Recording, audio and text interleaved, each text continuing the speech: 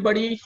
Welcome to one more very power-packed session on New Age Media Careers. Myself, Dr. Samir Karkhanis from Yanko Executive Education, and I would like to welcome all of my student fellows as well as faculties from the media and entertainment industry and industry professionals for this very interesting next 1 hour where we are going to discuss on careers and opportunities and trends in the world of media, entertainment, more specifically to digital media, social media, digital transformation. These are the key topics which we will discuss.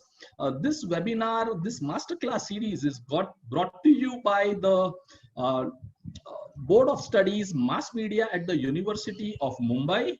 And I will specifically to start thank Mr. Dr. Sundar Rajdeep sir to creating these opportunities for the BMM students specifically, the faculty, and for all the alumni. So now let's get into the program. Just to set a context, Vivek, this is an 7-day session which we are doing with one strong industry expert, domain expert who will be guiding our students into the world of media and entertainment.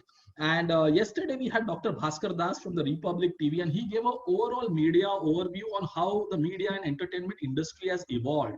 And today we have invited you to specifically speak on the digital transformation and world. So friends, let me briefly introduce you Mr. Vivek Bhargava, because I have seen him, I have heard him on multiple occasions, and he introduces himself very well. And there is a lot of learning in the way he has really built up his career, right? So Mr. Vivek Bhargava is the CEO at the DAN Performance Group. It's a Dentsu Aegis Group company. It's a very big network of media agencies. So Vivek looks after the digital and the analytics and many other businesses. Huge teams report into him. Vivek has been a very sought after TED speaker. He's a thought leader. He is an angel investor. He supports a lot of startups. And you should sometimes check him out on YouTube, and you will know the ocean of knowledge that Vivek can bring to the table. So Vivek, I'm handing over to you. I will be logging out. I'm going to switch off my camera, and then it's all yours. There will be questions which will be coming. We can go on for maybe now, like for the next 30 odd minutes with you, and then we'll move into question answers. Yeah. And that's the way we'll take it from here, right? Great. Vivek, you will have... Yeah, perfect. Sounds great, Samir. Thanks for inviting me, and I would love to share some of my experiences in these tough times you're living in. Just to give a little bit of context, I started a digital marketing company, leaving my family business way back in 1997. So that also tells you I'm old. I think basically those days were the times where people did not have internet access and companies did not have websites. So imagine doing digital marketing in those days, how difficult it must have been. I think I went to almost 14 years of Vanvas. They say that, 14 years Vanvas was where nothing was happening. I was suddenly called a genius when the dot-com boom was going on. And dot-com bust happened, they called me a moron. Then again, I was called a genius when digital became big again. Again, in 2008, I was called a moron because the whole digital industry collapsed with the financial industry. So last time they called me a genius in 2012, what I did was I sold my company. So I said, at least if they call me a moron again, I will be a rich moron. So luckily, I realized that once you make a little bit of money, then people don't call you a moron anymore. So that phase of 2012 onwards has been good, and I'm still being considered a genius, and people like Dr. Samir call me for talks like this. I think the biggest transformation I've seen in digital in the last, 15, 20 years is we started off with as just a communications or a digital marketing opportunity, right? Because digital became a good, effective medium of advertising. But I think the last 5 years, the biggest change that has happened is digital has now become the age we're living in. It's no longer about digital marketing. Digital plays a role of sort of a catalyst and multiplier across every single industry in the country, right? In the world. I don't think a question is like, 20 years ago, some of you maybe actually your age is still will be 20 years old, but 20 years old, there used to be ads in newspapers, and the ad would say that you apply for this and this job and computer knowledge will be preferred. Meaning if you knew how to operate the computer, you would get a preference for that job. The funny part is the office peon in my office today, if I were to order some coffee, we send him a WhatsApp. That means if he can't use a mobile, he can't use a WhatsApp, he can't be an office peon anymore. My belief is in the long run, digital will have exactly the same role. If you understand digital, you will be relevant, you may get a job. But if you don't understand digital, you will not even have a job of a peon. So the way computers have evolved and today computers are needed even by a peon, I think digital will have exactly the same thing. If you don't understand digital, you won't get a job. Now, the way I define digital, digital is no longer about social media or search and this thing. Digital obviously considers and it's the subcomponents of all these things, but digital is also a mindset. So generally what happens is that even if you are a 22-year-old kid who's thinking of taking up a job in a company, I think it's very important that the digital mindset is sort of developed. So digital mindset, let me share with you some of the things about digital mindset. Digital mindset is about taking data-driven decisions. That means if you go to somebody and say, make a choice between this green or that pink, a lot of times in the past, the boss would say, okay, I will choose pink because I like pink. But now what happens is you have to go to the same boss with data. And based on the data, even though the boss could ignore the data and take a decision, but he will be forced to consider that data before he takes a decision. So the mindset of the company has to be where the team member as well as the boss looks at data and takes a data-driven decisions. Digital is also about doing small pilots and seeing what works. So when you do a task, doing a small pilot of it and seeing if it's working, then you do larger task with the same thing, right? So they call it firing bullets, calibrating them, and then throwing the cannonball. So doing a small pilot of a task is very, very important in digital. Thirdly, I think digital is moving in the right direction is the way you look at life. So what happens is, should you get integrated marketing degree? I think you should. Do you think every person in the country will have internet access in the long run? I think they will. Will digital become a way of life for all of us? And I think COVID-19 has proved it. Yes, it will. So now keeping these things in mind, how should we plan a career? Right? That's the direction we have to take. Now, building a blueprint of what courses to do, what are the things to be done is still a blueprint, right? You can take a decision, but where the world is moving, if you know what the direction the world is going to go into, it's easier for you to take a decision, what decision you should be taking. So that again is a digital mindset of operating with a compass philosophy rather than a blueprint philosophy. I think the critical thing for all of you students is that I think, let me share with you my story today. What are the things that I do? So I sold my company to Denso in 2012. And then I realized that I want to do things that I haven't done before. So I started handling all the acquisitions. So I know what kind of companies people have created, and a lot of opportunities are there in creating digital companies that networks like Denso and other people will buy. We have a small venture fund of Denso that spearheads into me. So we're investing in a lot of companies who are building new technology practices in digital advertising. We have a data sciences team that is now exporting its products in 35 countries in the world, all built with a small 10 people, 20 people team within the agency of Denso.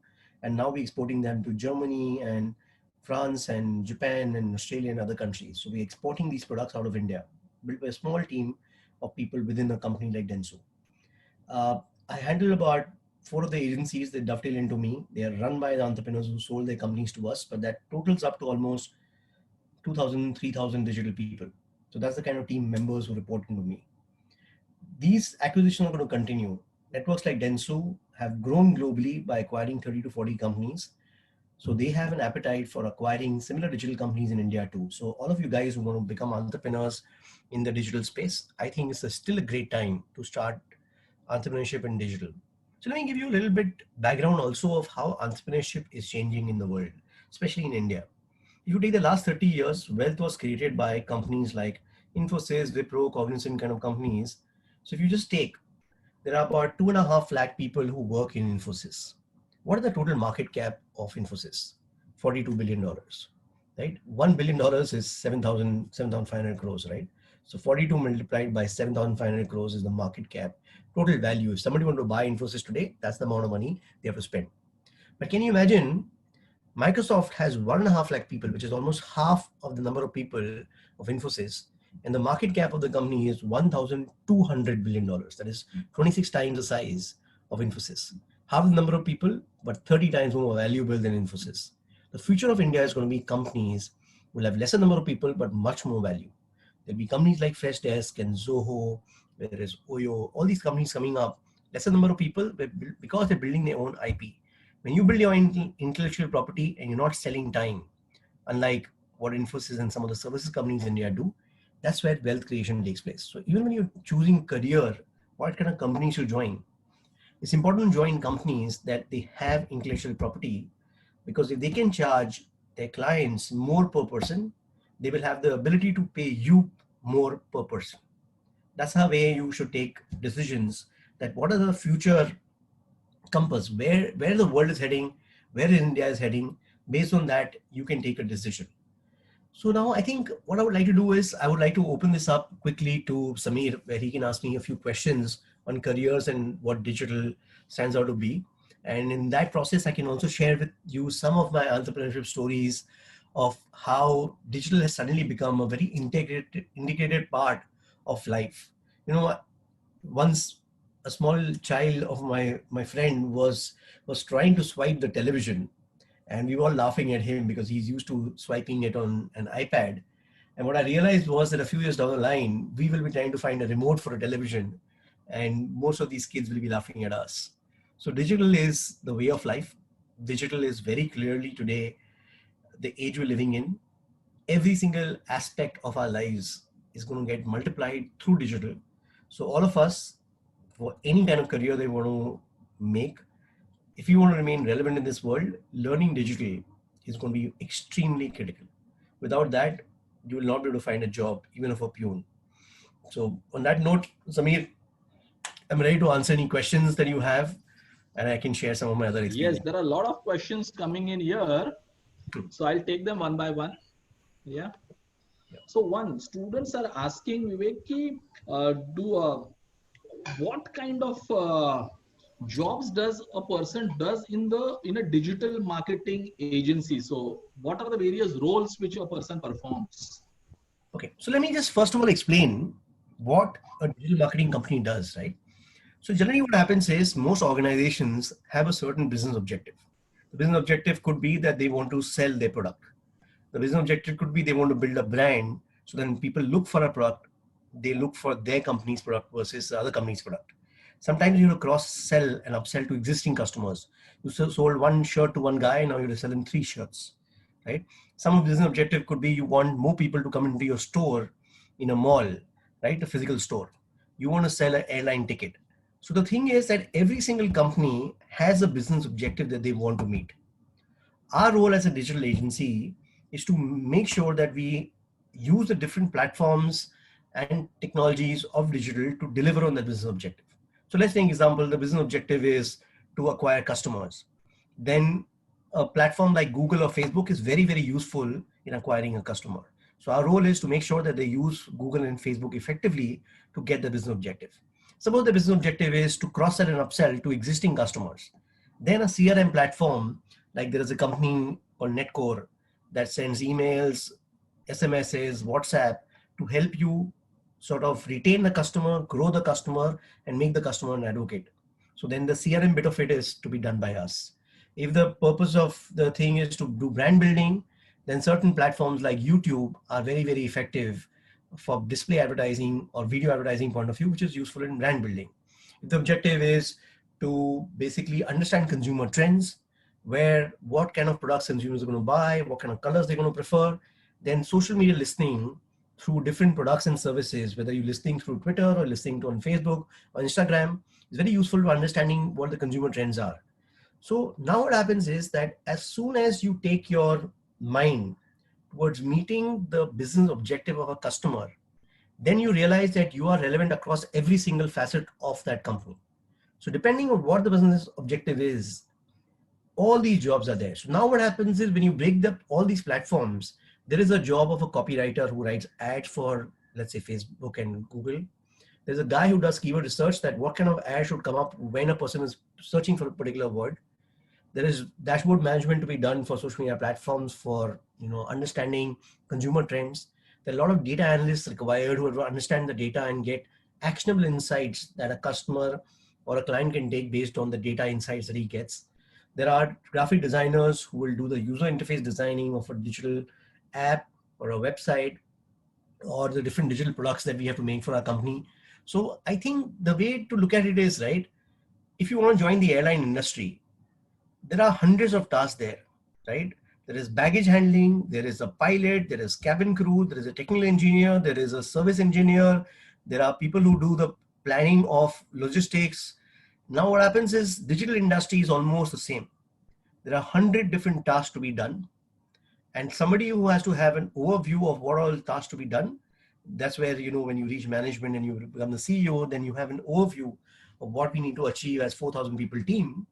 But almost you can say any skill set that you will have a role to play in a company which does digital, because digital does almost every single thing that a company needs to do. So regardless of what skill set you have, I think it's important to understand the basics of digital. So integrate media experience, understanding how digital operates, having a digital mindset. So the bare core, you have to learn that, okay, everybody has to do, let's say, graduation, regardless of whether you want to become whatever in your life in the future, right? So there are certain base things that you need to do as a course, but after that, you can specialize into any further thing and play a particular role in a digital entity. But all I would like to say is digital is almost the age we're living in. There is not a single company and there is not a single task in the company that digital does not create a multiplier. Yes, Samir. Yeah. Vivek, the next question is about what kind of courses or qualifications would agencies look at for somebody as a youngster to make a career in a digital agency or an advertising agency? What should they undergo? Because only BMM or BCom may not be sufficient to get a job and perform well in the companies. Yeah. So see, I think my belief is, Samir, that right now is the best time to get educated. Warren Buffett was once asked that, how do you fight inflation or crisis? And he said that education is the way to fight inflation, because when you invest in yourself, then the growth in salary and the growth in income that you will go through will take care of the crisis of the future, inflation of the future. Similarly, I think everybody's coming out with basic graduation or BMM, right? So when I'm looking at hiring people, I don't know how do I distinguish between a person who's joined from one BMM or the other BMM. I think after that, I think if they've done some other courses, either they've done some digital courses, they've done some data analytics courses, they've done some AI and machine learning courses, or they've done integrated media courses, I think I would look at that person more favorably, because I think there is some level of further education they have done. But having said that, after that, they still, over a period of time, there's a lot of learning in the job also, right? What kind of interest areas do you have? Do you want to become a user experience designer? Do you want to become a data analyst? Do you want to become a coder? So there are a lot further specialization that you can go for. But I think understanding basics of digital, understanding basics of media, integrated media sort of a course would be good to have, at least as a base when you're going for an interview, where you would at least get called for an interview. But again, as I said, right, you could be a coder with a lot of speciality, a lot of specialized knowledge in coding and data analytics, then also you will have a role to play. Yeah, Vivek, the next question is upon digital entrepreneurship.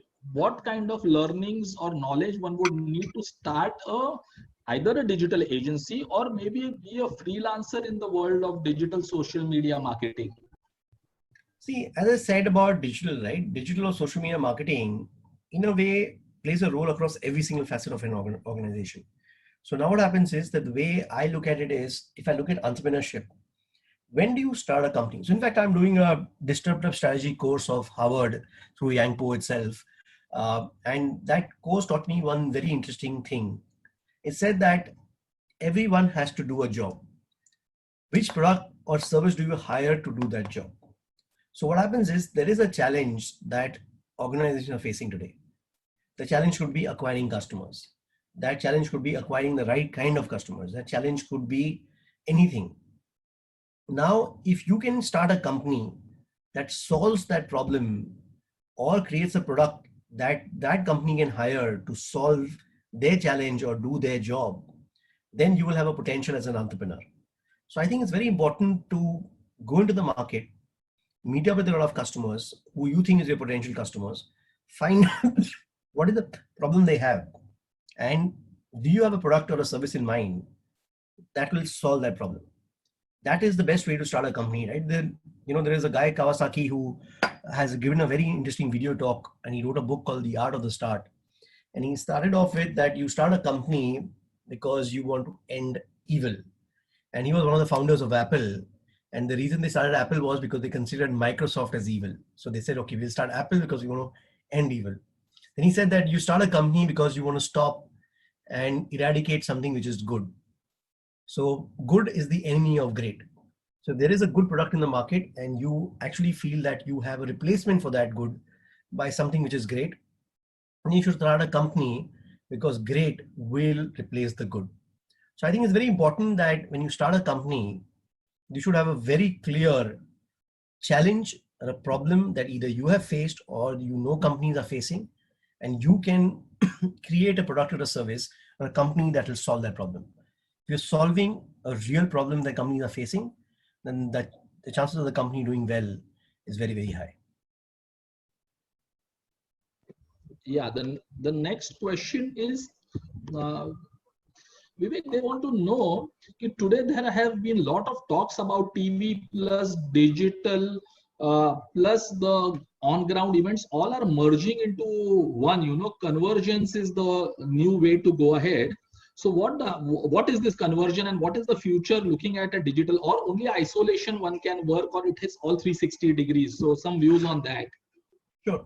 See, I think, Sameer, what has happened is, right, when we start off and something is small, then what happens is we use the word digital, or we define it that, okay, this is conventional media and this is digital media.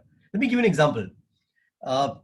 When I say a photograph today, send me a photo, do you not assume that it's a digital photo? It's not going to be a printed photo, right? You and I actually have even seen a physical photograph which will come from a lab. But a lot of today, people in this webinar, 500 of them in this have probably never seen a photograph, or they've seen their parents' wedding album photograph if they have ever seen it, right? So it automatically means a digital photograph. When I talk about a song or a music, I automatically mean an MP3. We stopped using the word digital because now when I say music, it means MP3 music or digital music, right? Similarly, I think people are going to stop saying digital marketing. It's just going to be marketing. If I'm watching video on YouTube, whether it's on a television or a laptop or an iPad or a phone, it doesn't matter, right? So the fact of the matter is that what's going to happen is that these words are created by us.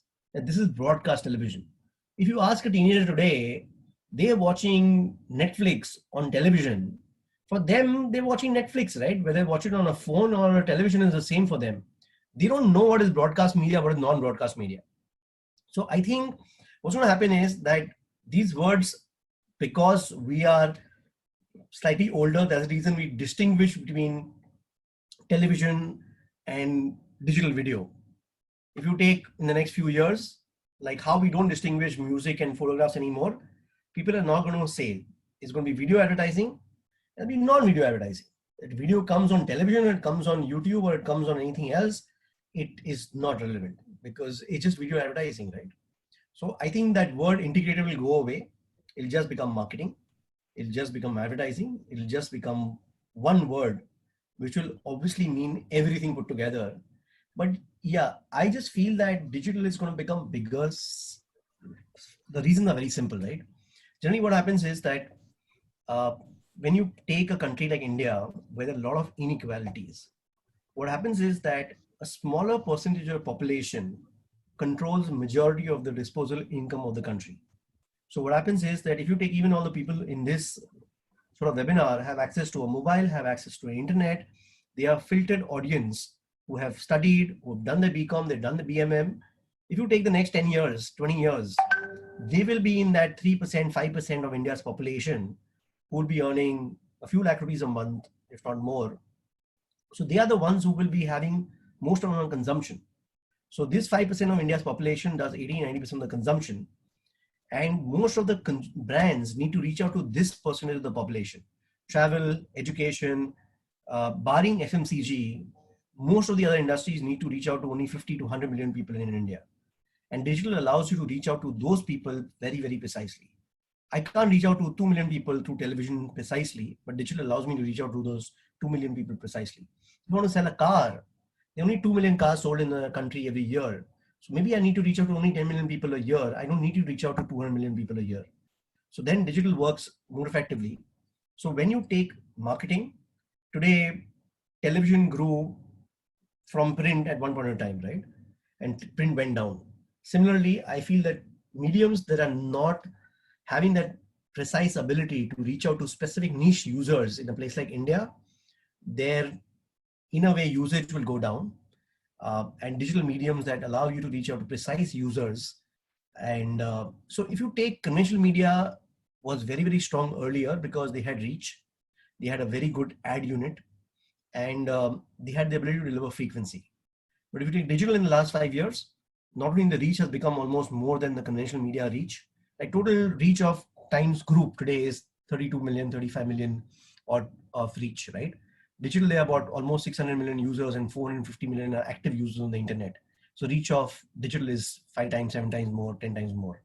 Secondly, we can deliver frequency because remarketing is now possible. And lastly, I think the ad unit of digital, whether it's on YouTube, whether it's on virtual reality, augmented reality, all that has become far more superior in terms of an ad unit than what conventional media can offer you. So yes, digital is going to become big, and it's already in some countries. Like, let's say all of print, television, and outdoor and all these things combined is lesser than digital advertising in UK. Will the same thing happen in India in the next 10 years? I think it will. Digital is going to become significantly larger than most of the other mediums. But you have to understand that digital is not replacing print or television or outdoor or some of these things, right? Digital video is replacing television. In a way, an ad unit on text and news is replacing some parts of print. If you take augmented reality, virtual reality is replacing some parts of outdoor. So basically what is happening is you're taking digital is across all the other previous mediums that existed. So that's the reason, in a way, it looks like that is becoming very, very big. But the right way to compare it is this the evolution of mankind, right? Every time a new superior thing has come in, which has replaced the thing which used to be inefficient as compared to this one, right? So when you have a job to be done, the job, so earlier if you take, we would travel by horse carts, then we came to cars, then we came to planes. So the same way, a more efficient product that helps you do the job more efficiently will replace the previous product. And I do believe digital is a more efficient, superior product than other conventional mediums that were accessible to us and were accessible to us earlier and are accessible to us now. Okay. Yes. Vivek, I'm combining a few questions together. So yeah, I can see there are about like 80, 90 questions which are the chat itself is like 100 plus. Yeah. So I'm also struggling to today, So I'm struggling to get on the questions, but then I'm just understanding the theme. So a lot of students where we are seeing, they are saying I am passionate about public relations. I am into journalism, BMM. I am into advertising. I want to be on the client side of the. I don't want to work in an agency, but I want to be a brand manager. So what are the course or what qualification or what is the knowledge I need after graduation? How do I do all this? Because they are passionate. Somebody wants photography, somebody wants sports analytics. And then how is it all merged with digital? What is the skill set needed? That is what they are asking. So Sami, see, I think it's a very difficult question to answer, right? Because what is happening is that education itself is evolving a lot. If you take earlier, education was, let's say they used to call it STEM. It used to be science, technology, engineering, and math. Professor Harari, I've read all the 3 books that he has, talks about that it's about communication, collaboration, critical thinking, creativity. These are the 4 C's that people will require to learn. But adding a few things of my own to it, you need adaptability. How can you adapt quickly and get into new things? How do you build resilience? You're going to have tough times in your life, and this period is a tough time for almost every single company, every single individual. How are you going to be resilient, then you come out of it stronger? How are you going to have learnability, where you will learn things faster because AI and machine learning will replace certain skill sets faster than ever before? Are you able to learn new things quickly and learn more and more things across the board, right? So now I think what happens is that the company who has a product that you want to get into, let's say PR, so there will be the top companies in this. Then you have to see is, okay, what can you do differently, right? If you take PR earlier used to be making sure that you feature in print or you feature in television. Now PR could mean something totally different, right? PR could mean is that how do you identify, uh, fake news could be a part of PR. How do you ensure that you are able to educate your leaders to create content like this, which would be useful for the company? That could be PR. So if you go into anything, there is going to be a new product which is more efficient. And as a young person who has access to technology, if you do courses, so everybody will have to do some base courses, right? I think Samir, you are in a better position to advise what kind of base courses everybody needs to do. But after that, a lot of learning will happen once you join the company also, right? Because see, for me, even today, right, I'm doing a master class on entrepreneurship through this thing called masterclass.com, right? I am doing a disruptive strategy course of Harvard as we speak. I'm actually learning mentalism through some of these online courses where you learn magic and mentalism, because I'm also learning stand-up comedy. Now, if I'm learning stand-up comedy, the reason I'm learning stand-up comedy is because in a group, when you make people laugh, people have higher recall of you. I give a lot of talks. Stand-up comedy is useful in making the audience laugh because that's the way you engage with them. I'm learning mentalism because it creates much higher recall value. When you go for dinner and you do some tricks, people remember you, and tomorrow they have a digital marketing consulting need, they'll remember me. So even at this point in time of my life, I'm learning new things to become better at what I do. Now, this is how learning is going to be. Earlier, learning used to be what you learn to get a job. And now learning is going to be what you learn to keep your job and to grow in your career and to become the CEO of a company. So I think it's going to be very important that we have to change our mindset that getting a job can't be the end of learning. What is the book you're reading right now?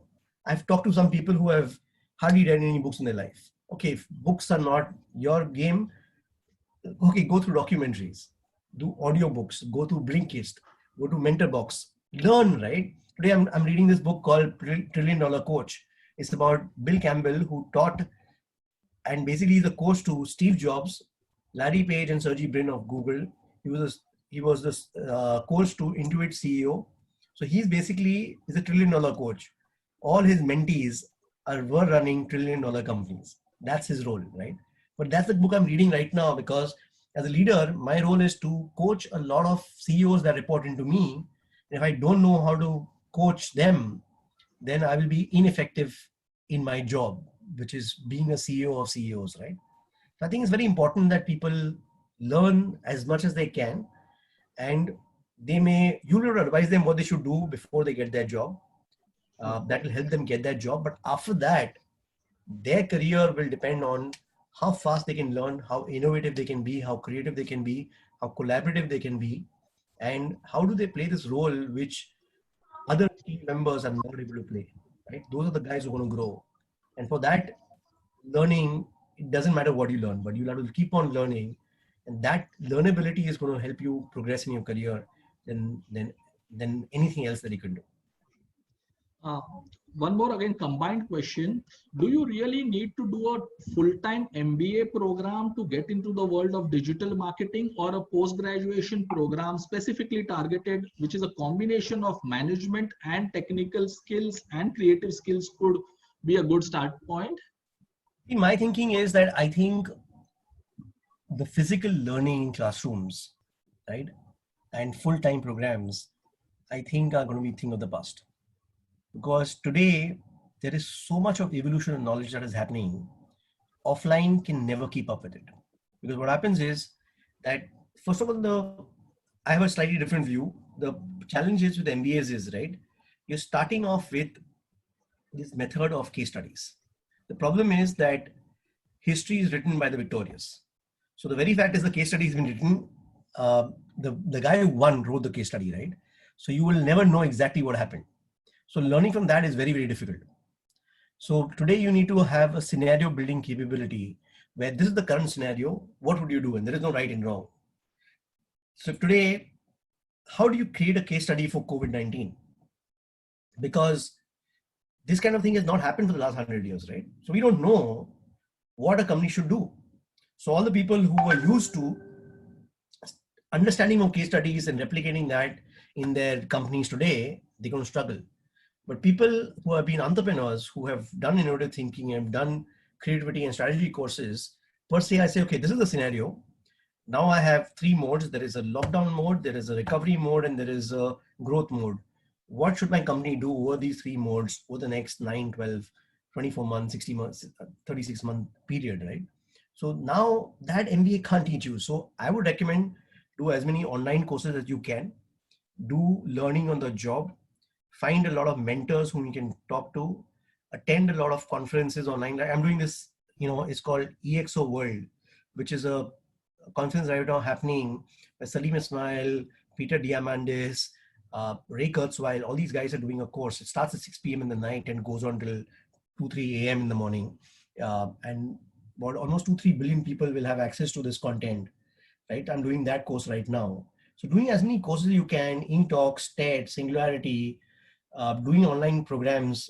Even if you want to do an MBA for a degree, a lot of online programs are there, or Wellinger or NMIMS and some of these guys. Do them, right? But I think try to get a job, start an entrepreneurship company, do things like, I think entrepreneurship also teaches you a lot of things, right? It teaches you the 4 skill sets that Professor Harari talks about, right? How do you learn creativity, communication, collaboration, critical thinking? I think entrepreneurship will teach you all these things. So, or you join a company, but make sure that these are 4 skill sets that you're trying to develop. So there is no easy answer for this, Samir, but my thinking is that doing a physical classroom, spending 2 years of your life, learning things which may not remain relevant very, very quickly thereafter. I think learning online through much more better professors, right? So if you can get, a lot of times physical classroom is useful if you can build a great alumni. So if you get into IIM Ahmedabad, please do it, right? Because it is not what you learn inside of IIM Ahmedabad.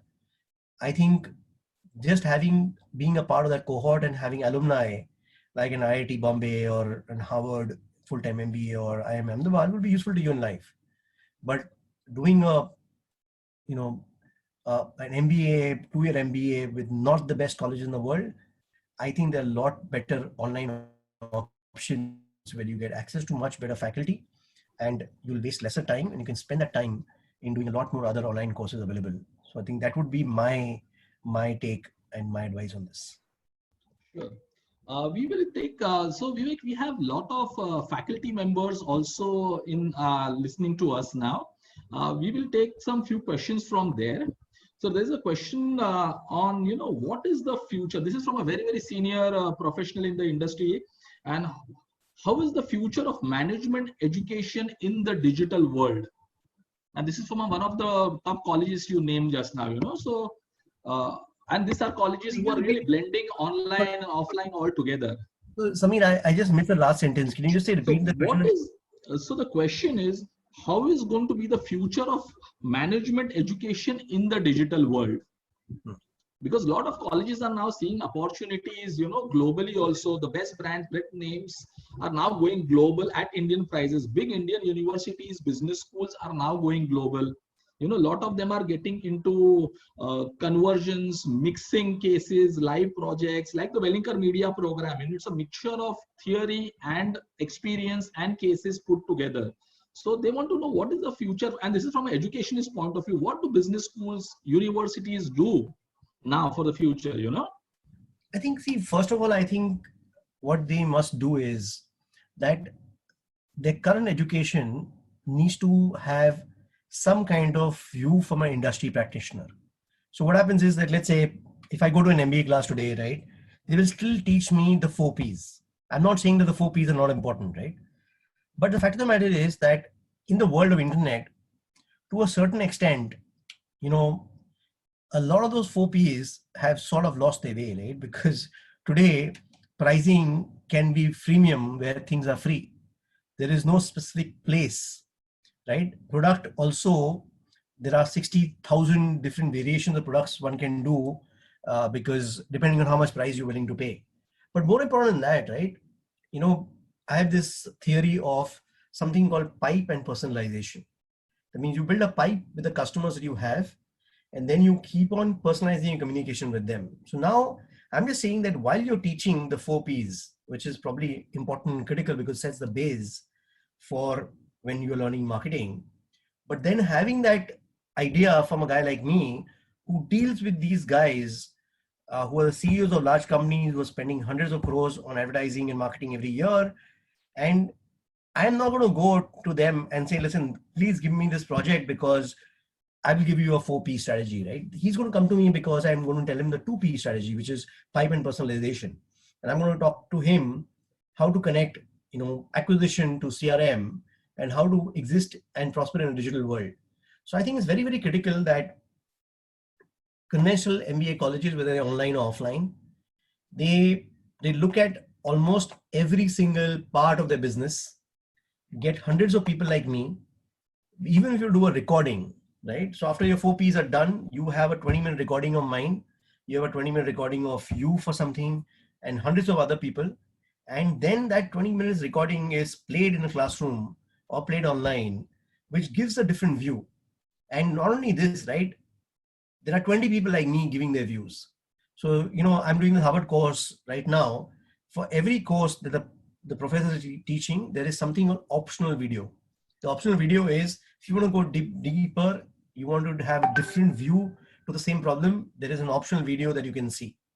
So I think it's very critical that we need to sort of amplify current education with industry where they are today. Based on that itself, I think they will grow the MBA courses. But I think if they don't do that and everybody ends up teaching only that, then there's going to be a challenge for them. I hope I'm answering the question with some solution to their problem. Yes. Vivek, I am now going to take some questions live, okay? And I'm allowing some people to speak on that. So first I'm starting with Ms. Manjula Srinivasan. Srinivasan madam has been one of the thought leaders in media space. She is currently the head of the department with the KC College in Mumbai, Churchgate. Yeah, and she has a question for us. So I'm allowing her to speak live now. Yeah. Manjula ji, you can ask your question, please. Hi, can you hear me? Yes, very much. Oh, Vivek, that was a wonderful session. Very interesting. Absolutely bored during the lockdown. So I think the perspective was very refreshing. We do teach all these things in our classrooms, and you kept telling that offline teaching is not going to be the future. Please don't take our jobs away. On a lighter note. Yeah, we do blend online and offline. So my question was a little more specific. See, when you say digital marketing and you talk about traditional or conventional media versus the digital media, we do teach the KPMG report, the analysis, the 17% growth, the projected growth in the years to come. So we take all these figures in mind. But personally, how do you look at the language market, the non-English market when it comes to advertising? I have a little worry there that it is still not so digitalized as we look at the other market. So how do you deal with this kind of a combination when you look at your media plan, or do you think that it will keep moving towards digital in the years to come, or will it be here as traditional versus digital for a while? So, thank you. Okay, so Manjula ma'am, see, I'll tell you what my thought is, right? Yeah. Today, digital has become mass media. Yeah. Anybody who says that it's not is still living in pipe dream, right? Because today, if you take the total circulation of let's say traditional regional newspapers like Dainik Bhaskar or Rajasthan Patrika, yeah, it's more than Times of India, right? But yeah, Times Group has 30 million. These will be having 100 million, right? Okay. But it's 100 million. If you take today, there are 450 million people on the internet who are active users and 600 million people who have internet access. So if you take today, the number of people who are using Hindi in WhatsApp or regional languages or looking at Tamil or Telugu videos on YouTube has already crossed numbers. So YouTube would be probably the largest television channel if you take all of videos put together, right? Right. So the fact of the matter today is that I think it's just simple. If only 150 million people can speak English in India, that means the rest of the 1.2 billion people actually are more comfortable with the regional language. And they are consuming content. They're going to consume content if they have access to that content. And what Jio has done and what internet today, like there was a package of Jio, 199 rupees, you get 1000 GB. 199 rupees. Correct. Now imagine that, right? So if you have 1000 GB, 199 rupees, it's cheaper than any other set-top box that you can have access to, right? So now what happens is that content is already there. The internet access is already come in, which is significantly more than most of the conventional mediums available. So digital has already become mass media, is bigger than any form of mass media. So consumption has already happened. If you just take an India map and look at the mobile phone users, the internet users across the country, 10 years back, it was that most of the internet users in India were English speaking. But today, most of them are speaking regional languages. Now, if you ask me, content is still to catch up. That means there is a lot more content possible in regional languages. And I think there is a clear opportunity out there. But I think to a great extent, AI and machine learning is going to create content, at least subtitles completely automated. Correct. You've seen the calls that Sundar Pichai did where you can book a haircutting appointment using an AI bot and it sounds like a person. I don't see a few years down the line, you could feed in an English movie and the computer will translate that movie into 30 languages. So content conversion using AI and machine learning on real-time basis. So that means first of all, you'll convert it and then there will be a physical guy who will see that movie and maybe there are 5-10 corrections that he has to make in each language. That's all they'll have to do. And you will have one movie being shot in one language and straight away it will be shot and given you. And not only that, if you've seen some of these fake videos, creator, where they actually even lip sync.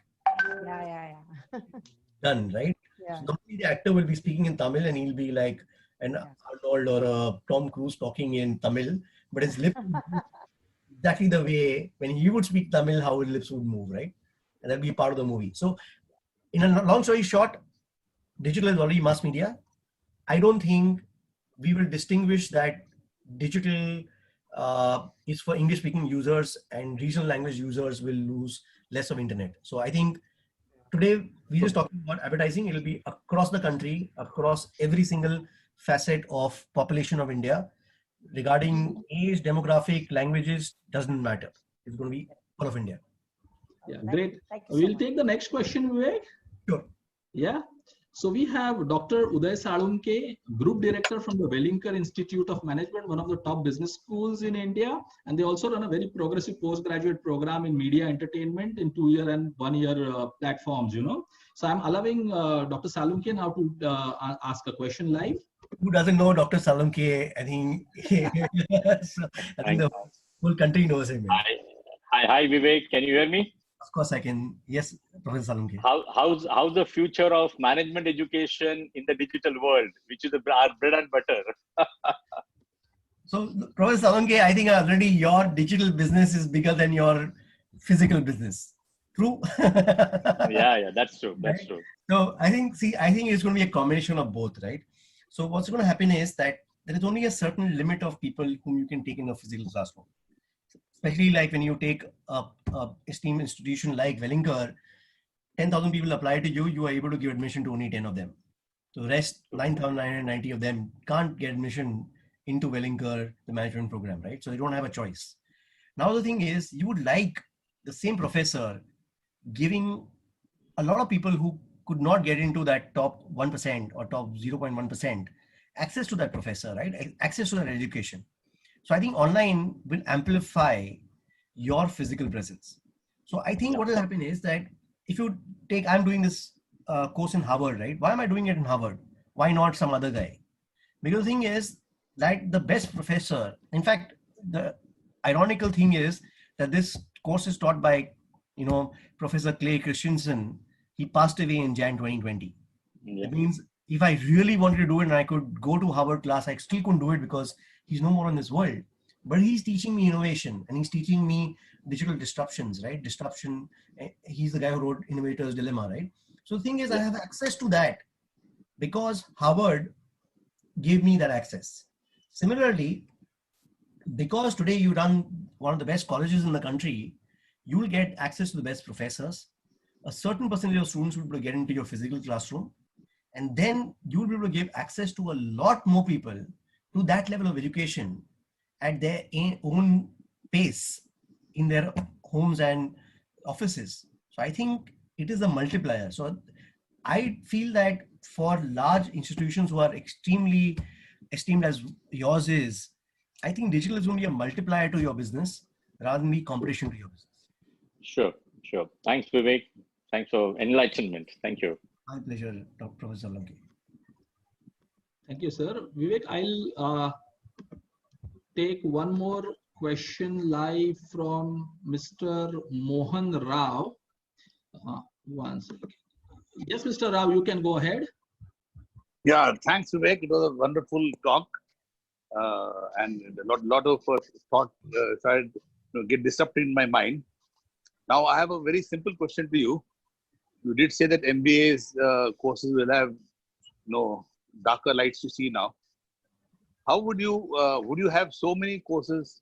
When you say digital marketing and activities, they cover in so many analytics, everything. Will the number of courses reduce while doing marketing? So today, when you do marketing specialization, you do product management, you do brand management, you do distribution, you do retail, you do CRM, you do sales. Will those get simplified and reduced? So I think I have a dual answer to this. I think the courses will increase. But what will happen is the duration of the courses will reduce. And what will happen is that, I and actually Dr. Karkhanis has been discussing this concept called just-in-time education. What happens is that, let's say I want to learn pivot tables in an Excel sheet, right? The problem is that I'm going to use it today, right now, and then after 6 months, I may use it again. So if I do a 6-week course on Excel sheet, after 6 months when I need it, I won't remember it in any case. So I'll have to still refresh my skill set and do a 5-minute video. So what if every single thing that we want to learn, you will do your basic education, you'll do your basic MBA, you'll take your specialization, but you will have these small modules that you will have constant access to from people like me, people who are industry professionals all the time. So what will happen is that you'll keep on learning. So today it'll be almost like reading my to-do list today and saying, okay, I'm going to meet a Japanese person today. So what are the 3 things that I need to learn about Japan so I can have a great conversation with that guy? And that there are 20 videos will be there, and one of those videos will have 500,000 views, and I will actually see that video and I'll know that, okay, I should take a gift for him. I should be comfortable in him opening the gift in front of me. I should learn how to eat with chopsticks, or at least pick it up with my hand and never puncture the sushi. So there could be so many small things that I would learn, which I've learned over a 20-year experience dealing with people from Japan. But I could translate that knowledge within 2 minutes to people, and they can use it and learn it immediately. So I think you will have some specialization to get into a career of your choice. But after that, you'll have to learn a lot of things on a day-to-day basis. And that'll be much shorter duration. It could be as low as 5 minutes or as low as 1 day. I don't think it'll be like you do a 5-year, 10-year, 15-year course after you join a company. You will do shorter courses, but you'll have to keep on learning. And more jobs will going to get replaced, right? So earlier you could take one job and keep it for 10, 15 years. Today, if you want to keep it for 15 years, you will have to learn 15 new skill sets almost every year, because parts of those jobs will keep on getting replaced with something automated, machine or AI, on a monthly, yearly basis. So thanks a lot. Thank you so much. Yeah. Vivek, there are a lot of questions coming from students about which are the best institutes, whether online digital marketing program will have the same value like a classroom based MBA course or a media program. So I'm going to answer just to acknowledge the fact that we are understanding the questions from the student, but on Sunday evening we are going to do a specific workshop on courses, careers, programs, fee structures. There we will address those. At this stage, definitely I would add that yes, a classroom program has its own merit if it is cutting edge, blended and integrated. Online programs are also doing very well, and that's going to be the future. If you have the money and the time, this is the time to enroll for post-graduation programs, because markets are not good. Next 3 months, 6 months, things are going to be difficult for students to get jobs, internships. So it's better to upskill now, get the best knowledge from the good institutes in your city, and then by the time the things improve, the economy improves, there will be jobs for you and you are ready to take those jobs. So but we will answer career specific queries on Sunday. Vivek, I'm taking one more live question from Dr. Sangeeta Mankad. Dr. Mankad is the head of the department BMM at the Lala Lajpat Rai Institute in Mumbai. Yeah, I'm taking her live. Sure. Madam, go ahead. Yeah. Hi, Vivek.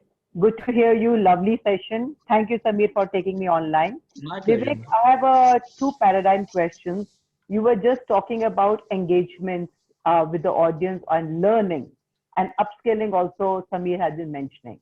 So two things. One, these young generation, our students, right? They're still into offbeat mode of digital media. They are not very convinced of the fact, like let's take TikTok for the matter, right? They are not very convinced that TikTok is going to be the next mantra. If this is going to be yes, then what are your thoughts on this? To inculcate new thoughts and new learning in digital space for students.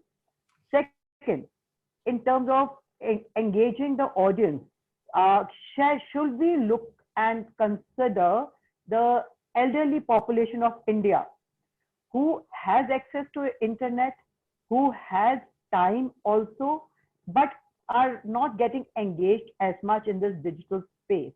How do you suggest can that be approached while we move on in digital India, this whole journey of progressing ahead? Can you share your thoughts on that, please?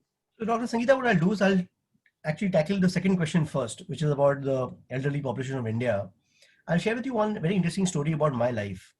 My father learned computers when he was in his 70s. He started having a video call with me when I would travel. He started doing online courses. He actually did a 3-month Vipassana course online, and he was quite mind-blowing in using technology. But if I compare that with my mother, my mother never learned technology. So what happened was that when I look at back, unfortunately, both of them passed away 5 years ago, and they're no more. But if I look at the last 10 years, my dad's life, last 10 years, and last 10 years of my mom's life, my dad had a very, very fulfilling life last 10 years. Correct. He would talk to me, he would order things on his own, he was able to download music, he would listen to YouTube. And compare that to my mother, she would want me to come and meet her, and I would do my best, but she would have much lesser conversation with me. And in fact, I feel that's a huge opportunity of educating elderly people. Right. In fact, I have funded a company called EmpowerG that trains. We have 200 plus videos on every single aspect of digital in 4 languages. So if you go to EmpowerG app, it's perfect recommendation for anybody who is 55, 60 plus to go through the app. There is a very dynamic woman called Aparna Thakkar who runs the company, and our purpose is to help elderly people learn technology. So that's something which is a huge opportunity, and I think this COVID-19 has proved it, that today they are stuck. If they could order medicines, they could order food, they could understand and entertain themselves using digital, they would be in a much better state than they would have been without digital, right? So I think a lot of NRIs actually have been taking our help in training their parents on digital, and I think there is a huge opportunity in that. In fact, you talk to Dr. Karkanis, if we can work in some manner where this can be free to governments, etc., so that they can make not only people use this app more effectively, but also it teaches them how to avoid cyber frauds, because it's very, very easy for a lot of people to be gullible and fall into cyber frauds. Very true. True. Coming back to the other question you had, see, I think the way to look at digital, Dr. Sangeeta, is not to look at a platform. Right? So I don't say that you should learn Facebook or TikTok or Twitter or Google, right? So I think what you do is that you have to learn that what is the company wants to achieve today. So they want to achieve let's say, brand recognition, unaided brand recall, or they want to acquire customers, or they want to understand consumer trends, or they want to do a certain business objective of, building a product. So I think what you do is you have to use the best platform at that point of time to achieve that purpose, right? So today, earlier at one point in time, you had to send a person on a horseback to communicate with somebody, and that's the way the letter would get delivered. Then we moved to offices. Today we have phones. Now we are doing this video call. So what we've done is that we have taken the most effective means of doing their job today, which in this case is a video call. But that's about it, right? Tomorrow, if there is a virtual reality thing where we all wear our headsets and we see ourselves in front of each other and we can actually shake hands virtually and talk to each other face to face without knowing the difference in reality, then that's what we'll be using. So my thing is, don't think of TikTok. TikTok is a great information dissemination medium. It reaches out to a lot more people, but that is what it is today, right? So tomorrow, if there is something else here, that's what we'll end up using. But the need to communicate is not going to go away. The need to build a brand is not going to go away. The need to sell a product is not going to go away. So always look at it from the job to be done. The job is sell. If TikTok helps us sell that product, so be it. If tomorrow there is a new medium that helps us sell the product, so be it. So our job we should learn how to sell a product and have enough proficiency in the current best product or service that can do the job today. So whatever that today, that product is. If it's TikTok. So that I'm sorry to interrupt you. So that, can you suggest, what you're saying is so meaningful, that for us, for the students to be learning, it's also imperative that we, the teachers, so-called the professors who are dealing with the young minds, we should also tune up ourselves, keep upgrading ourselves, absolutely, keep learning these new skills to impart knowledge and information to these young minds. So we always challenging themselves to learn new avenues. So what I would suggest, maybe perhaps you can take it ahead since you're in this world, suggest to these people whom we are doing the conferences with to create modules where we also get hands-on learning. Yeah. And therefore, one of the things I would recommend is, now this is something which I think I've been talking to Samir also, is that let's assume that, let's assume all the colleges license content which comes from the professional. So let's say I can talk to the CEO of Facebook and CEO of Google and CEO of YouTube and CEO of TikTok in India and get a half an hour module from them, which will be what the benefit of TikToks can be in today's, right? So today in your course, there is a half an hour module to be played at the end of that course. When you learn. Now, the thing is that a lot of times I've seen this apprehension of wanting us to come into the classroom, right? Now, that's not possible. Generally, what happens is that I've had so many invitations to come and speak in the classroom, but if I can address today 1,000 people in one shot, and this absolutely can be we use the digital space to the best benefit for everybody. Exactly. So I think we're open to that, and then I think this is a great idea for Professor Samir. Like, I think you can actually create content which is a license given to all the physical colleges, right? The existing courses, and it's charged on a license basis on a yearly basis, and every year you'll keep updating it. But all they need is, so we are in the Vivek, we are in the process of content creation currently on multiple topics, digital transformation definitely, but multiple topics, and we are also blending it with the modules from the Harvard Business School online, which is now allowing colleges and university scholarships to the tune of 60 to 70%. So I'm already on that journey. What we are going to do, Vivek, in the coming week, I'm going to again request you, because these are similar requests coming. Can we do something for the educator, one session similar webinar for BMM faculties, principals, educators? So request your time, Vivek, again one more time in the coming days. Also, Vivek, now Samir, I'm at home, I'm available. So maybe you two guys, along with some more, create modules, and since we are also Vela at our end, we could upscale ourselves and be ready to take this ahead and take it forward with our kids, Certainly, we will do that. Samir, I would suggest you could create particular modules, and you know what? All colleges are also in a need of doing this because of NAC, NAC factor. So that need the college anyway has. And you bring these modules and people like Vivek who are so educated and well informed. We would love to lap it up. We would love to. And then, of course, the information goes ahead to the students once we are also equally on front with that. Sure, I will do that. Yeah, I will take the next question. Thanks, Dr. Mamta. Thank you. Let's Thank be you in so touch. very much, both of you. My pleasure, man. Yeah. Vivek, I'm again see, we have more than 1,400 people now on all platforms put together, Vivek. I'm requesting 15-20 minutes more of yours. There are a lot of questions, Vivek. Yeah. So let's take student question. I'm seeing like Ranjana Vishwakarma up for a very long time. So I'm taking her live. Next is going to be Aishwarya Durai Swami, Muhammad Akil, and Arvind S. Yeah. And so I'll start with Ranjana Vishwakarma if she is still there. Yeah. Ranjana? Ranjana, you there? Yes, sir. Yes. Hi, go ahead with your question. Sir, I want some confusion after my BMM course. What can I do after my BMM course, which is the very important part of my life? It's a very huge part of there. I mean, बहुत सारे, I mean, मैं हिंदी बोल सकती हूँ क्या आपको?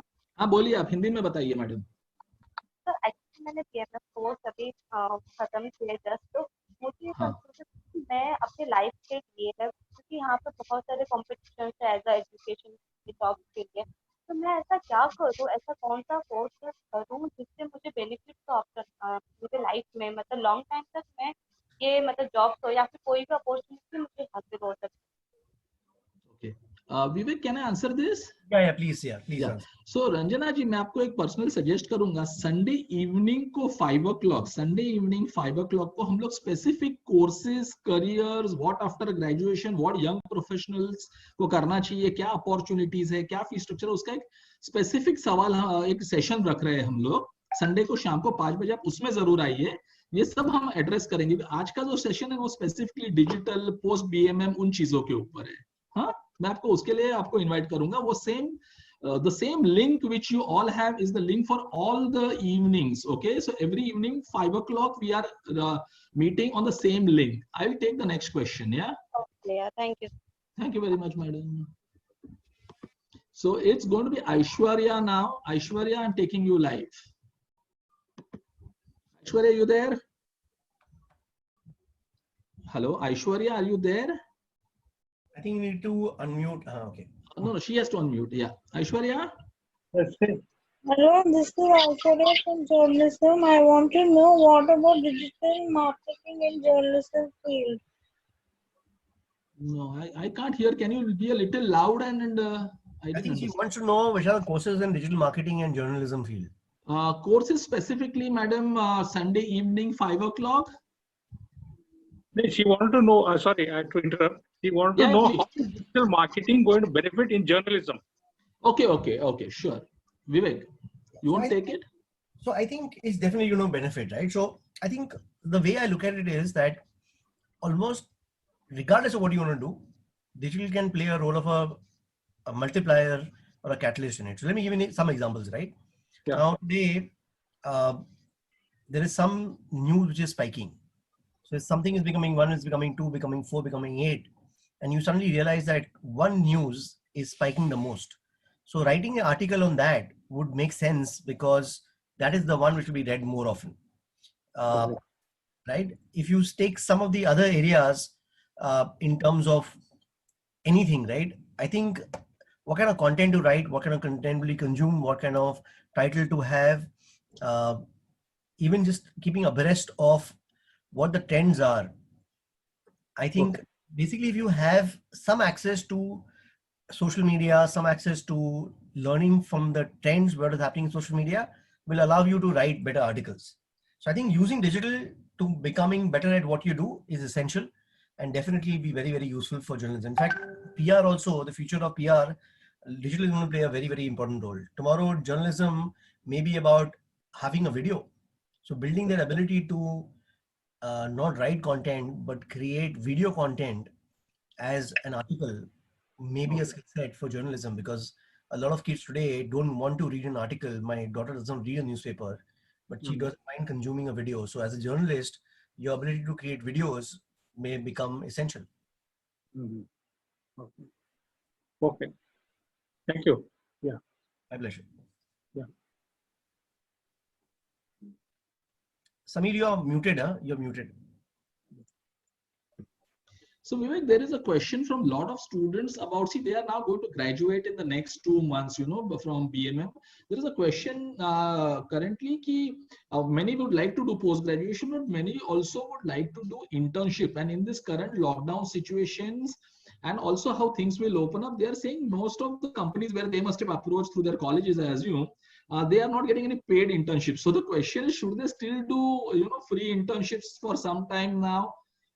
You know, so they are in a dilemma what to do.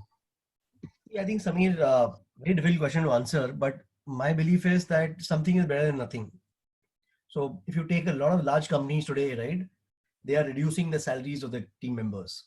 A lot of people are getting laid off.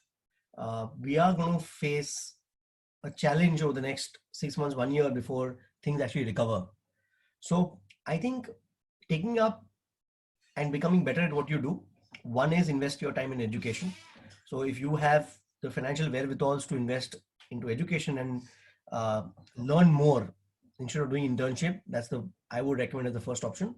But if you don't have that, then even if you get a free internship, it'll be definitely better than sitting at home, because you learn something from that process, and then keep looking for new jobs, keep looking for new internships. So you can keep that quest open. But I would also recommend having an internship where you're doing the internship from home, where your entire internship is based on video and doing tasks that they give you. So then you're not incurring a lot of cost of going to the location and sitting out there, etc. And then what happens is, because they're online tasks, they'll have relevance over a long-term period. So it'll be useful to you to learn how to work from home. And that will be a skill set that will be very, very valid and useful in the long run. But yeah, my recommendation is please take it up. Something is better than nothing. Instead of sitting at home and binging on Netflix, please do an internship, even if it's not paid. So true, so true. In fact, students, I would also like to say, let not finance be an obstacle in your career dreams and your further education. You know, currently there are a lot of financial institutions, education loan companies who give you student loans as small as 5,000 to 7,000 rupees EMI per month, and you can continue to pay your loans when you are studying, and after you get a job also you can continue to pay that. So don't, if you have passion for studying further, making careers in media entertainment, please enroll for courses. Let not money be your obstacle. Yeah, and we will take all this on Sunday 5 o'clock. Vivek, last 1 or 2 questions I will take. There is one Ria Divekar on live. I'll take her. Yeah, Ria, you there? Unmute yourself, please. No, I can't. Ria, if you're there, you can unmute yourself. Okay, I'll remove her. Yeah, Ria? Hello? Yeah, go ahead. Yeah, sir, can you hear me? Yes, very much. Okay, so I wanted to ask that I'm interested in events. And my question was that should I start applying for the job interviews, or should I learn about it? Like, Okay, go so got your question. Your question is, should I start immediately working or should I study further and then get into the industry? Right. So I will tell you you must then attend tomorrow evening 5 o'clock. We have one of the best minds in the event industry in this country, Mr. Brant Ellis from the Fountainhead Group. He is the founder, CEO of Fountainhead, and Mr. Vivek has been very kind to bring him tomorrow to allow to answer your questions. So event questions definitely keep for tomorrow. But again, if you're a fresh graduate, markets are not so great for jobs today. Please enroll into a proper event, media, branding, marketing integrated course. In 1 year, when you come out from the college, you are ready for a job, right? Today, you're not going to get job with social distancing. Yeah. So Ria, just imagine, right? Yeah. The next 6 months, do you think any event company will be hiring any person? It's impossible, right? There are no events happening. So no job for events right now. I think all of us should be investing in our education. I think that's the best way that we will prepare ourselves for the recovery and the growth that may come in the next 6 months to 1 year. So definitely the best time to, if you're planning to get into events, then definitely you don't have much of a choice. You should invest in Actually, I've been done one event. Actually, it's a show, Naj Baliye. So I've worked in that. So through that, I came to know that I'm interested in events more. That's right. But come tomorrow, Ria, at 5 o'clock, and you can answer this. But again, I'm telling you, this is the time to learn and upgrade, and don't just do a specific event course. You know, you need to do an integrated branding, marketing, celebrity event program so that you make a career out of it for next 15, 20 years, right? But we'll speak more about that tomorrow. Yeah. Okay, sir. There is Arvind S. I am taking Arvind, and just one or two questions more, Mr. Vivek. Then we will, close. Yeah. Arvind S, if you are there, yes. Arvind, go ahead. Next is going to be DeCosta, okay? Yes. Yeah, Arvind, go ahead, please. Hi, Dr. Samir. Thanks for arranging this program. My pleasure. I'm Professor Arvind, speaking from AIMS Institute, Bangalore. So now just I have seen, because I have worked in the industry, marketing industry for almost 25 years. So now, having worked in the marketing industry, I think you are also working in a marketing industry. You will agree that practical experience is the key for anyone to succeed in the marketing. And you said, as Mr. Vivek has said rightly, that it is in the nowadays in the classroom scenario. So that is good, instead of giving the case studies which was done which was written long back. So the best thing is build up a scenario, then ask the students what to do.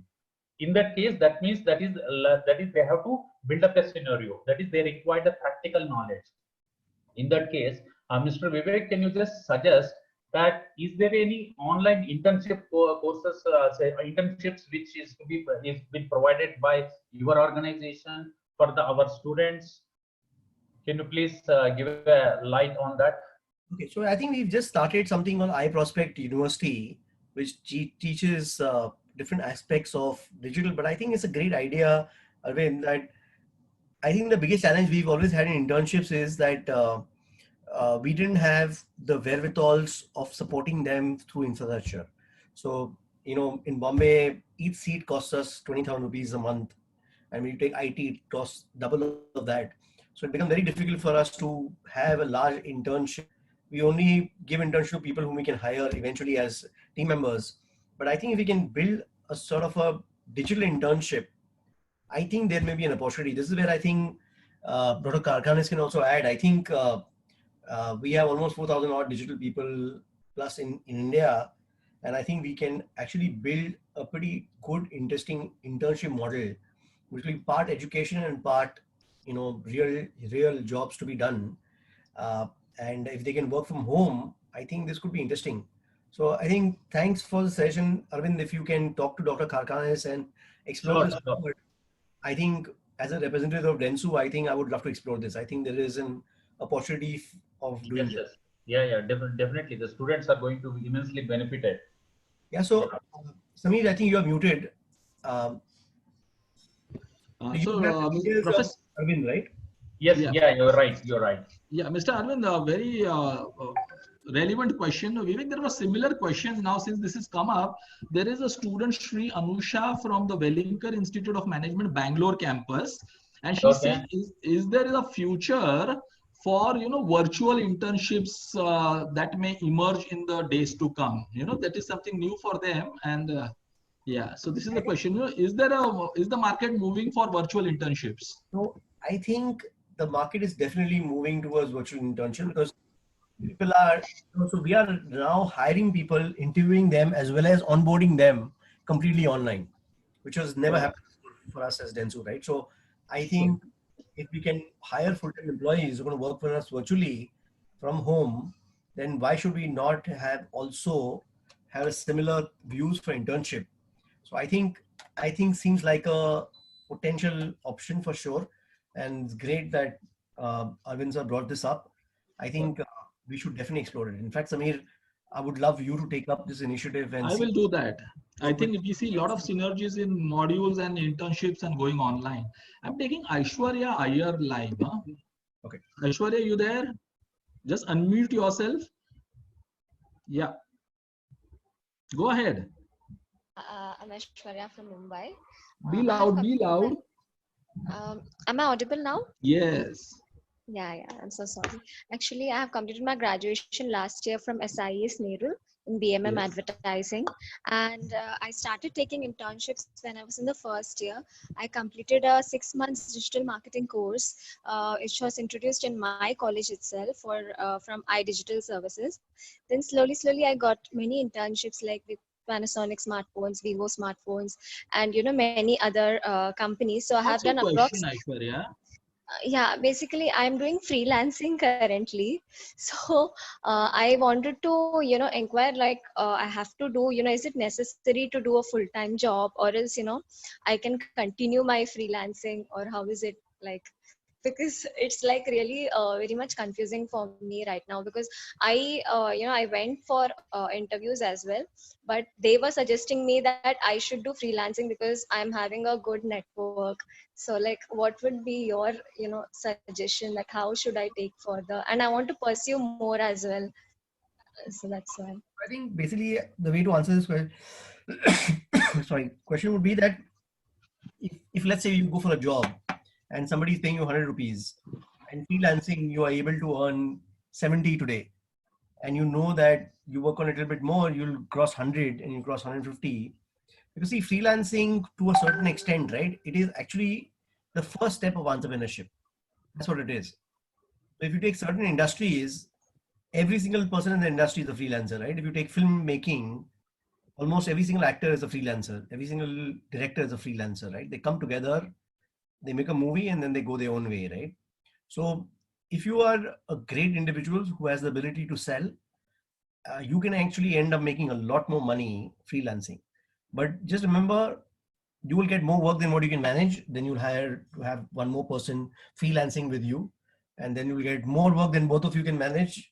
So you'll have more people freelancing along with you, and before you know it, you will have a company, right? A company is what? Company is exactly freelancing, right? When I started a company, I had 300 people working with me, doing the job that was given to me. But when I started off, that's what it was, right? A freelancer job. So I think freelancing in a way is the future at a lot of places, because gig economy is the future. And but just remember that it'll be very easy. So you can easily go from freelancing to having a digital marketing company very quickly, right? So as long as you're open to that and you're willing to put in effort to make significantly more money, then it's a great thing. If you want a stability of a job and happy with whatever money you make, then it depends on what your aspiration in life is. Just to add to that, Aishwarya, because you have been doing a lot of internships and doing freelancing, and you want to pursue something more, I think this is the time when, and you should do some post-graduation management cum media program, so that even if you continue to be freelancing, and what Vivek told, as you grow, you will need leadership skills, management skills, understanding the entire business. That may probably help you. Yeah. Vivek, I don't think the questions are going to stop. There are many more. Friends, what I would suggest, just you can mail your questions at info@yangpo.com. In the due course of the time, we will try to address them, because there are 189 more in the pending. So just info@yangpo.com, and then we will try to address them. Maybe we will host one more session similar to this. So you can probably put that email address in the chat and the Q&A window. Yes. I will do that. Vivek, one more question possible? The last question. I've got actually a 6:30 meeting. I know. That's why I know I'm. I've got exactly 3 minutes, so I'll quickly answer. Yeah. So just last question coming in from Shilpa, because I can see this for a long time. Yeah. Sure. Shilpa, you there? Fast, quick question from you. Unmute yourself first.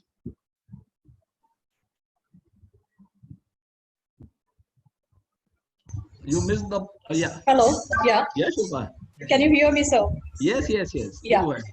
Sir, my question is, we are Chetnas. We are trying to be facilitator blending offline and online mode, because as sir has been saying that online courses people give more importance. But when it comes to online courses alone, you can acquire the skill sets. But when it comes to experience factor, there should be a perfect blending in online and offline for building a roadmap towards the problem solution. So we having the pool of more than 4,000 alumni network, we actually try to build this through the case studies and industry academia bridge. So how effective this model would be? I think it will be a very effective model. The only thing, Shilpa, is that I think it's very, very important that your faculty or your sort of board of advisors are able to get the right industry practitioners, right? Because I think yes, sir. So it's very, very critical that you build up that bridge and you have cutting edge and you keep it updated all the time. Because the biggest problem is that when I used to have a narrative to sell something 1 year ago, it's very different than what I sold 6 months ago, and it's very different than what I'm selling today. Yeah. So what I feel is that if I said something 5 years ago, it's probably irrelevant today. What I said last year is irrelevant right now. In fact, whatever we've said, anything beyond 3 months is no longer relevant for the future. So I think constantly updating the information is going to be very critical. So I think the best way to do this is to have a third party whose role is only to keep abreast of the latest management practices which are being followed by companies today, is what are being sold, and they are able to constantly update that information. So the academia industry partnership, I've seen that it fails because what happens is somebody will come together with a school and then they will keep the same content there for 5 years, right? But content has to change every 3 months. So unfortunately, I've seen this, that I've gone and seen the industry partnership, but the video was given 5 years ago and this video has zero relevance today. So how do you keep your thing updated? And it's almost like you're going to the same guy every 3 months and say, okay, you know what, you said this 3 months ago, you still feel it's relevant, or you want to re-record a video? And 99% of the guys will say, okay, I'm going to re-record the video because what I said 3 months ago is no longer relevant. So the speed of change has to be constantly synced. And that's what we do in companies. And that's what education and the academic institutions also need to do to keep themselves updated. Sure. So Vivek, that was fantastic. Rapid fire rounds, great answers. Friends, thank you very much for joining in for this program. Special thanks to Dr. Sundar Rajdeep, Chairman Board of Studies at the University of Mumbai, Mass Media Department. Tomorrow evening, you can join us again for a session on events careers. Tomorrow we have somebody from Fountainhead, the group founder and CEO. And every evening till Sunday, we have this session. So do tune in for that. Mr. Vivek Bhargava, thank you very much to guide the students for this. Thank you very much. Yeah, see you. Yeah, we'll like to have you more often. Thank you very much, friends. See you.